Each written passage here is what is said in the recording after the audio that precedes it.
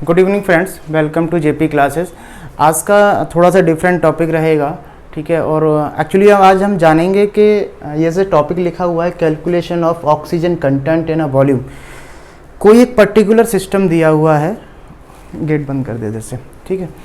एक कोई सिस्टम दिया हुआ है आपको और उसके अंदर कोई ये पूछता है आपसे कि एक रूम है या एक कोई बड़ा बर्तन है, ड्रम है, कोई टम्बलर है, उसके अंदर ये पूछा जाए कि ऑक्सीजन कंटेंट कितना है, उसके अंदर O2 का क्वांटिटी कितना है, क्वांटिटी ऑफ O2 कितना है, तो कैसे निकालेंगे, क्या मेथड रहेगा, तो ये आज हम निकालेंगे, कैलकुलेशन करेंगे। एक्चुअली ये कैलकुलेशन करने का मोटिव ये है कि जो आगे मैं वीडियो बनाऊंगा उसमें ये जानेंगे कि एक कोई पर्टिकुलर सिस्टम है, जैसे आपका ये एक सिलेंडर है और इस सिलेंडर के अंदर एक साइड से ये क्लोज है, ठीक है, और मैंने यहाँ पे एक फ्लेम जला दी या मोमबत्ती जला दी, ठीक है। मोमबत्ती जलाने के बाद क्या ये मोमबत्ती थोड़ी देर में बुझ जाएगी, बंद हो जाएगी, तो हम कहते हैं कि ऑक्सीजन ख़त्म होगा और इसको ढक देंगे मोमबत्ती जलाने के बाद, ठीक है। एक एग्जाम्पल के तौर पर ले रहा हूँ मैं अभी समझाने के लिए। ये मोमबत्ती एक पर्टिकुलर टाइम के बाद 10 सेकंड में, 20 सेकंड में, हो सकता है अगर सिस्टम बड़ा होगा तो देर में बुझेगी, छोटा होगा तो जल्दी बुझ जाएगी, depend on the volume of system, ठीक है। अब बोलते ये हैं कि जैसे यहाँ पे फ्लेम ख़त्म हो गया, फ्लेम ख़त्म होने के बाद ये बोला जाता है कि ऑक्सीजन कंटेंट इसके अंदर अभी ख़त्म हो गया, इसलिए ये फ्लेम बंद हो गई। तो हम ये जानेंगे कि क्या रियली में ऑक्सीजन कंटेंट वहाँ पे ख़त्म हो जाता है, इस वजह से ये फ्लेम बंद हो जाती है, या कोई और रीज़न होता है जिसके, या फिर ये जानने की कोशिश करेंगे कि फ्लेम बंद होने के बाद भी कितनी ऑक्सीजन कंटेंट उस पर्टिकुलर वॉल्यूम के अंदर रहती है। तो जो मैं आज जो कैलकुलेशन कर रहा हूँ उसका सेकंड पार्ट हम जब बनाएंगे तो ये चीज़ें उसमें जानेंगे। तो सबसे पहले हम ये जानेंगे कि एक पर्टिकुलर कोई रूम है या कोई सिस्टम है, ठीक है, या कोई बैरल है, उसके अंदर कितनी ऑक्सीजन है ग्रामेज में, कितने ग्राम ऑक्सीजन अवेलेबल है, वो हम कैसे कैलकुलेट करेंगे। तो ये आज हमें सीखना है यहाँ पे। तो सबसे पहले मैं एक रूम ले लेता हूँ छोटा सा, या एक सिलेंडर ही ले लेता हूँ, ठीक है। एक मैंने सिलेंडर लिया, यहाँ पे ये सिलेंडर लिया और इसका जो डाया है वो मैं ऐसा ही यूनिट में लूँगा सारी कैलकुलेशन, तो थोड़ा सा सिंपल हो जाएगा। इसका जो डाया है वो 400 मीटर है, 400 mm है, और जो हाइट है वो 600 mm है, ठीक है। इसके अंदर मुझे ऑक्सीजन कंटेंट निकालना है, कितने ग्राम होगा।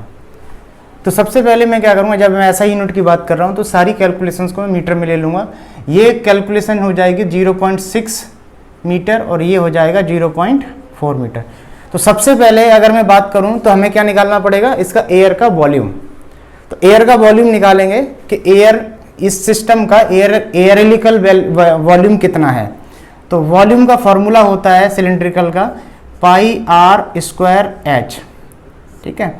तो मैंने सीधे निकाला 3.14 इंटू आर की वैल्यू यहाँ से आ जाएगी 0.2 का whole square into H 0.6। Solve करना इसको, 3.14 इंटू 0.04 इंटू 0.6 कितना आया, इसका तीनों का मल्टीप्लाई बताओ कितना आया।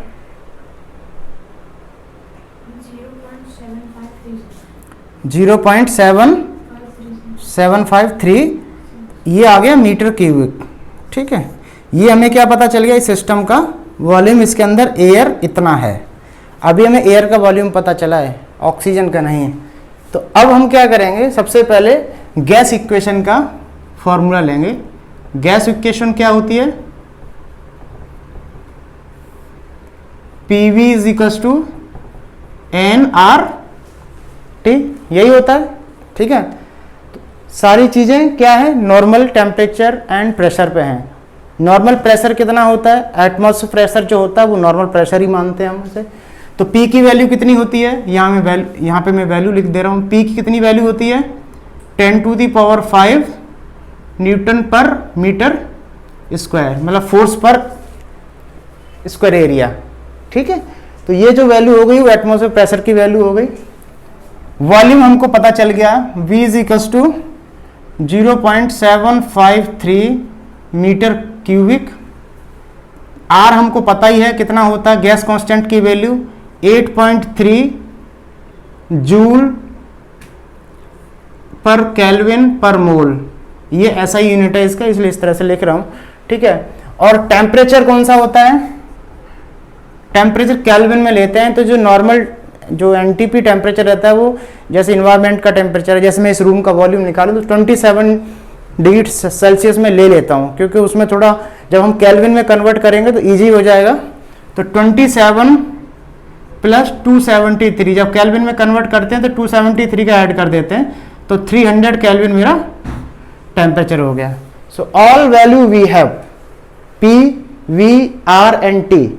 अब हमें क्या निकालना है कि जो इसके अंदर एयर अवेलेबल है उसके मॉलिक्यूल्स, नंबर ऑफ मॉलिक्यूल्स कितने हैं इसके अंदर, तब हम ऑक्सीजन का कंटेंट निकालेंगे। तो सबसे पहले हमें यहां पे निकालना है N। तो P कितना है, इस फॉर्मूले को रख दो, पुट वैल्यू इन फॉर्मूला। ठीक है, 10⁵, तो सीधा सीधा पहले मैं n की वैल्यू यहां लिख लेता हूं। n इज इक्वल्स टू क्या हो जाएगा, PV/RT। P कितना है 10⁵, V कितना है 0.753 अपॉन R कितना है 8.3 इंटू 300। ठीक है, मल्टीप्लाई करो 0.753, तो ये वैल्यू आ जाएगी 75300। ये मल्टीप्लाई करना हूं इसका 8.3 मल्टीप्लाइड हुई 300,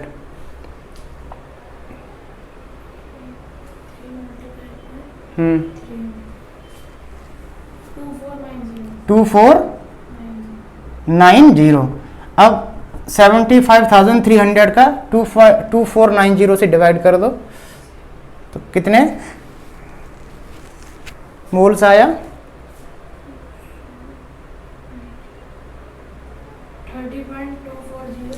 30.24।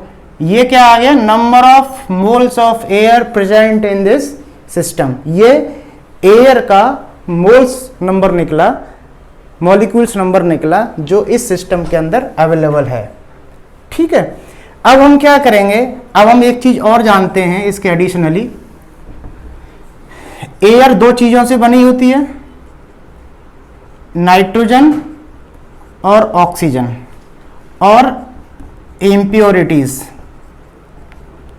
ठीक है, नाइट्रोजन, ऑक्सीजन और इम्प्योरिटीज बहुत कम होती है। अगर अच्छी एयर है जिसका AQI अच्छा है तो उसमें हम इम्प्योरिटीज को कंसीडर नहीं करते। ये 79 और ये 21% का इनका रेशियो होता है। यहाँ पे थोड़ा कैलकुलेशन करने के लिए हम इसको थोड़ा सा फिगर को एक राउंड फिगर में ले लेंगे।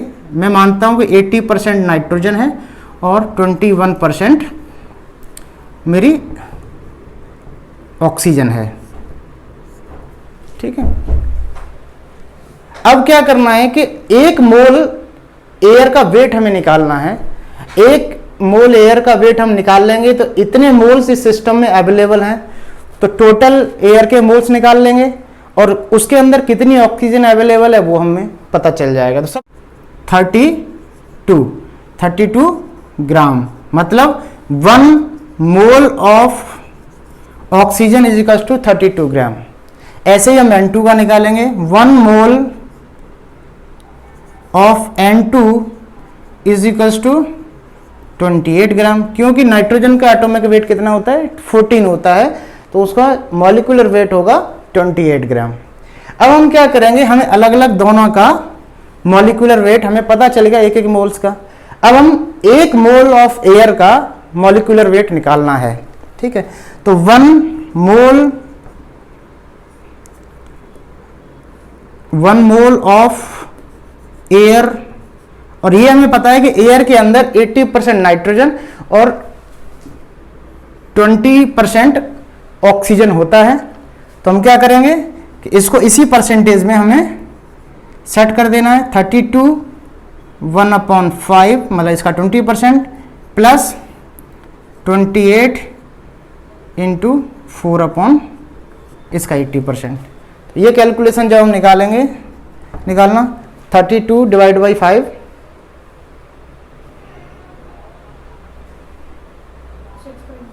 6.4 और ये 28 इंटू 4/5 ये आएगा कुछ 22 के आसपास आएगा। 22.6 आएगा शायद। 4/5 या सीधे 80% कर दो तो वो भी निकल आएगा। 22.4 ये दोनों वैल्यू कितनी आ गई 28.8 ठीक है ग्राम।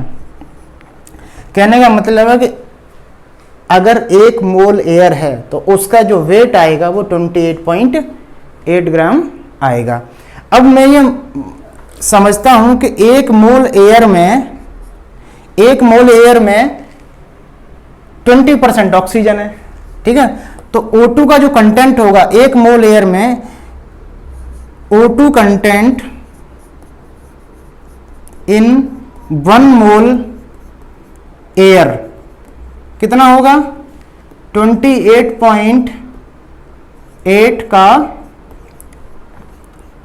20% निकालो।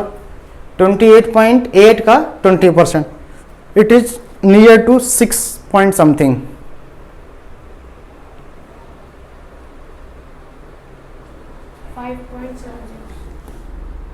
5.76 राइट। 5.76 ग्राम क्या आ गया मेरा ऑक्सीजन आ गया। कहने का मतलब है कि 1 मोल एयर के अंदर 5.7 ग्राम ऑक्सीजन है, ठीक है।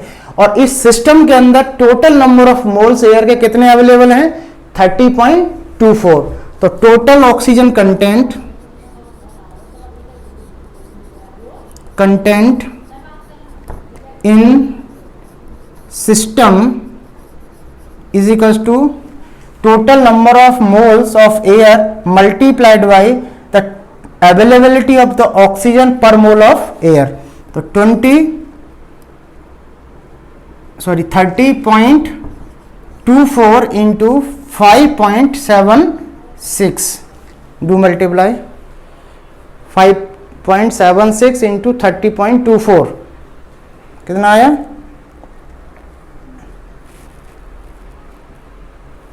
थोड़ा फास्ट करो ना 174.18 ग्राम रिजल्ट। कहने का मतलब है कि ये जो सिलिंड्रिकल शेप है इसके अंदर इस टम्बलर के अंदर में इस साइज का टम्बलर है तो इतने ग्राम ऑक्सीजन आपकी अवेलेबल रहेगी, ठीक है। ये मेथड है हमारा ऑक्सीजन कंटेंट किसी भी सिस्टम के अंदर निकालने का। तो अगली बार ये हाफ पार्ट मैंने बना दिया है। ये जो हम निकालेंगे कि कितना ऑक्सीजन उसके अंदर बचा, कितना कंज्यूम हुआ, कितना एमिशन CO2 का हुआ, उसका सिंपल हाफ पार्ट यही है और अगला पार्ट हम अगले वीडियो में कवर करेंगे। तो जब हम ये कैलकुलेशन करेंगे तो ये वाली मेथड हम यूज नहीं करेंगे, हम डायरेक्ट कोई एक रिजल्ट ले लेंगे और उसके आगे हम ये कैलकुलेशन करेंगे कि इसके अंदर अगर फ्लेम जलाई जाती है तो उससे कितनी ऑक्सीजन कंटेंट मेरा कंज्यूम होता है और कितना इसके अंदर बचता है। ये देखना पड़ेगा कि बचता भी है या नहीं बचता है, क्योंकि थ्योरेटिकल लोग बोलते हैं कि ऑक्सीजन खत्म हो गया इसीलिए फ्लेम बंद हो गया, लेकिन रियली में क्या ऑक्सीजन खत्म होता है ये हम कैलकुलेशन के थ्रू पता करेंगे कि ऑक्सीजन उसमें बचता है या नहीं बचता।